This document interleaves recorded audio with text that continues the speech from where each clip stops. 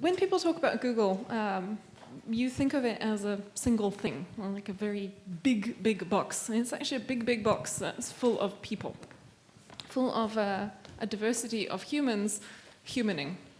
And of course, among these humans, you're going to get the enthusiastic, you're going to get the cynical, you're going to get the optimists, the pessimists. You're going to have a bit of everything, which is why the leadership and management aspects are really, really important to get anything done. And so your question can be translated as, is Google so perfect that leadership and management don't matter? And my answer is, of course not. Leadership and management are important everywhere. Yes, true.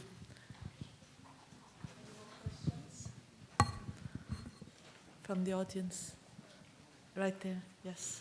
You pass the microphone down.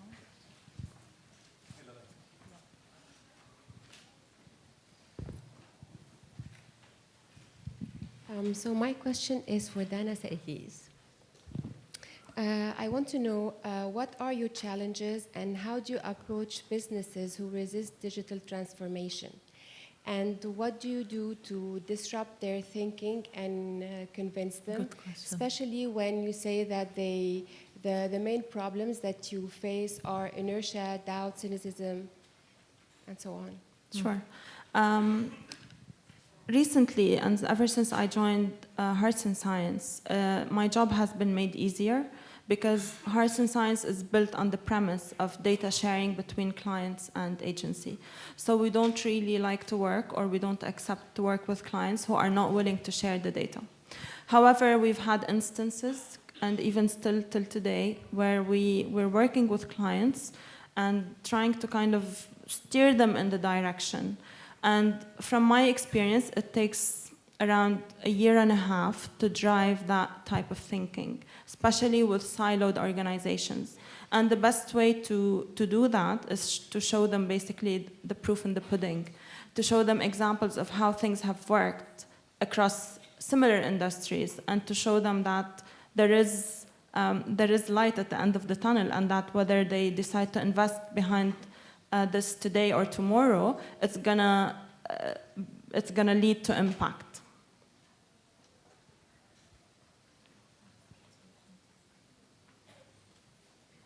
Can I also add to that? I've worked for like 5 businesses, and some of them had to reinvent themselves every 12 weeks. And my advice to you is study the change curve. The change curve is also the grief curve: shock, anger, denial, realization, denial, anger, and people pendulum swing, and every single person that you work with will be in a different stage within that transformation curve. And what happens typically is, if you're not familiar with that change curve, you will give up at the anger point, because nobody wants to be shouted at, no one wants to feel like the bad guy, but unfortunately, to deliver transformation, you probably will have to suffer through that. But knowing that that is part of the curve is half the battle, and that's what enables you and your business to get through it. And just keep that in mind. It's typically almost unavoidable to not have those cycles to get through to realization and then move into change and transformation. We have more questions here in the front, please. Okay. Sure. Can you hear me? Okay, so first, thank you for your talk. I have a very broad question that could really be answered by anyone. This conference that we have today is happening all over the world, in developing countries and developed countries. And a lot of data science, kind of the progress that has been made recently, is based on advances in infrastructure and compute power, which is a lot more cloud-based recently. But I'm sure there are still challenges working in developing markets. So kind of what are the challenges you face? How do you deal with them? Any kind of tips? I'm happy to answer that. Okay, I'm going to give you an example. I buy in app download data. And when I first got the data for this region, as I said, I had to move here to go, why the heck can I not do my job? Why is all the data missing? Where is it going? And when I got the app download data for the region, I got the data for Saudi, Jordan, here, UAE, Egypt, and it was showing me in the download markets that Jordan was bigger than Saudi Arabia. And my instinct, that's not possible. There's something wrong with the data. And I actually had to go back and do primary research on the Saudi market to go, well, actually, what's going on in Saudi? And it turned out that 35% of people on the iOS platform are using the iTunes store in the US to download their apps. And another 20% don't even know what iTunes store they're using. So it could be that up to 55% of the data for the region was missing because it's rolled up into USA data. And so what I've had to do with the information sources I procure that are typically Silicon Valley-based companies is I have to look at the data and I have to smoke out somewhere, some business logic is hiding the truth about what's going on in the Middle East and how big and how important it is. So for example, for NBC, working, as I said, trying to size up globally the video landscape, I roll up and I measure over 650 social channels for NBC across all platforms. And when I aggregated all of that data, it turns out that NBC is the 37th biggest media and entertainment company worldwide. During Ramadan, we upload 12% of the content in the region, and every 1 in 3 views on YouTube during Ramadan was to NBC's content on YouTube.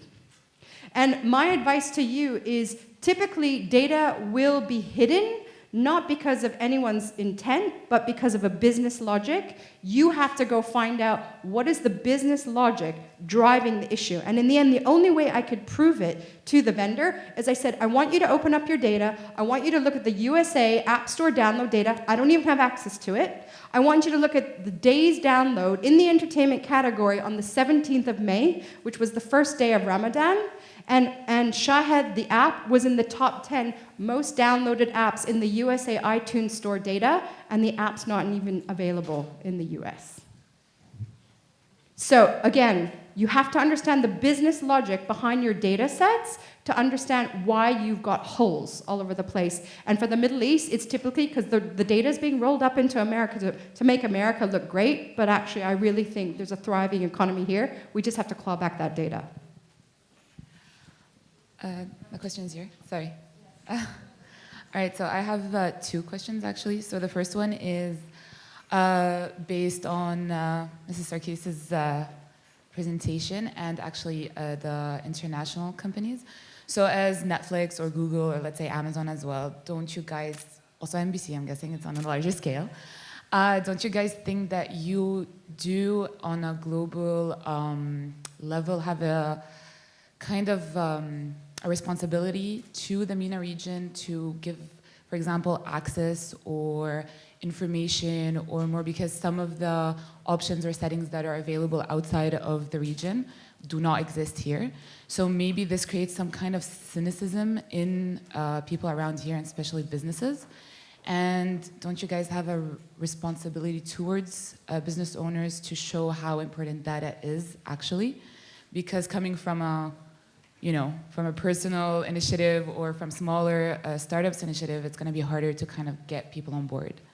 And my second question might as well, I don't know if it fits, but it's Women in Data conference. So I'm just asking for all of the beautiful speakers, how hard or how challenging or how easy was it to be a woman in that field? So just a kind of broad question. Thanks. I can start by answering on the first one. I think it's the responsibility for every single person, whether in data science or not.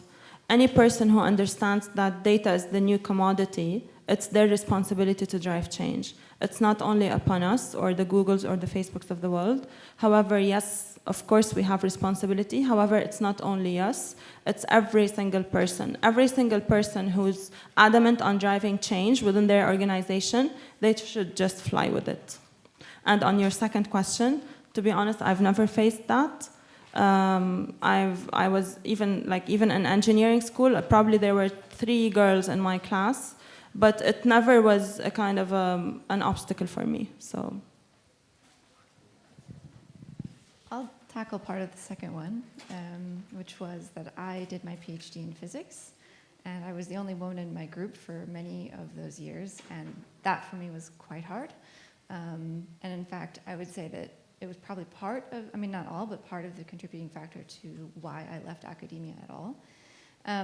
My experience since then has been uniformly much better and much more positive. So. Okay, we'll have one more last question, please. Go ahead. It's great to see 6 awesome ladies like you in this space, so congratulations. Congratulations. My question is for Becky and for Mariam. You have great content, mostly consumer-based, and I'm wondering to what extent do your companies and you work with public sector in order to, say, use Netflix for educational content, or let's say Alexa for consumer-based health or other related matters. This is very important for the Middle East, so if you could talk a bit about this, please. Thanks. Honestly, I don't have a great answer for that. I'd be speaking a little bit outside of sort of what I do at Netflix. So I do know that our focus has been bringing customer joy. And that might sound cheesy, but it's actually a stance that is genuine and real within the company. And all of our sort of data science, really in every area of the company, is really driven towards that goal. Now, whether or not education is part of that, you know, in the past we've had TED Talks, and we do have a lot of what you might consider educational content, but I don't think that I don't know that that is necessarily part of our current sort of core goal of bringing customer joy through storytelling. Yeah, so Amazon is a big company. I can talk probably about Alexa. Currently, like, we're trying to enable developers, third-party developers, to build conversational experiences using Alexa, and there are like a lot of different things that are happening. We have kids games, developers that are developing kids games or any other skills. So we're trying to like empower them. We're working on, you know, different tools that third-party developers can use for any cause. I read that they're in hospitals embedded now. Patients' assistance Alexa is being used Alexa this week. in everything almost. Yeah, sure. So I live in Dubai, and Dubai is trying to be one of the most progressive cities in the world with data. And they're the first to try and create data policies to open up data. So what you were really asking is, have you got data for my students to play with? Which is a really important question to ask. So in Dubai, they're classifying all data sources in 3 ways. Is it public data? If it's public data, it should be made public, and you need to apply for a license to access that public data, so they at least know the footprint of who's using it. Is it private data? Obviously, if it's business and commercial, it's private. And specifically commercial, is it commercial data? Now, if governments really, it's about governments driving the initiative to say, if something is a public good data and you can build value on top of that, then it's a lot of the governments that are driving the initiatives to open up opportunities to access big data sets so students can play with them.